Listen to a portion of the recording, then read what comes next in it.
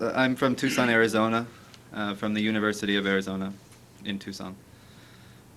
Besides undertaking this journey as a student and a nonviolent human rights activist, I also represent three major groups aboard the U.S. boat to Gaza and the Freedom Flotilla. These are the National Group of Students for Justice in Palestine, Jewish Voice for Peace, and the U of A chapter of No Mas Muertes, No More Deaths. Students for Justice in Palestine is a federated, decentralized system of freely associated chapters of mainly students, but also staff, faculty, and community member allies, organized to advocate for justice in Palestine. One of our main goals on U.S. campuses is to raise Americans' awareness of the cost of Israeli occupation of the Palestinians and their land, to question the U.S. government's unconditional support for illegal Israeli policies in the hope that our government will no longer participate in Israel's crimes, but rather pressure Israel to comply with the rule of law. And one of our main tactics that we use to realize these goals, this goal is supporting boycotts, divestment, and sanctions.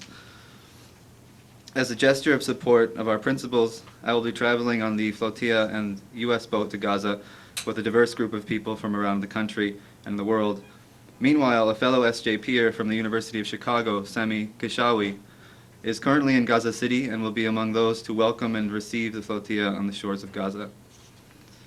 Another aspect under which I sail is my political humanitarian work along the Arizona-U.S.-Mexico border, where the human remains of more than 6,000 people have been recovered since 1994, a result of lethal border militarization policies imposed by the U.S. government. I have ties to these lands that I come from, namely modern-day Arizona, where I was born. My mother was born in Ciudad Obregón, Sonora, which is Mexico. My tata was half Yaqui Indian. I have ties to these lands, but simply because I am Jewish, I am entitled by a state that is not mine but claims to represent me to travel to Israel and become a citizen and enjoy all manners of rights and privileges when the people that are actually from those occupied lands have no rights at all. This Star of David around my neck was given to me the night before I left Arizona by a fellow member of the local Jewish Voice for Peace at the University of Arizona campus. She got it from a silversmith in Haifa while on so-called birthright trip. It had always been for her a reminder of the crude brainwashing of that trip, and so she had it as a mark of something that she sort of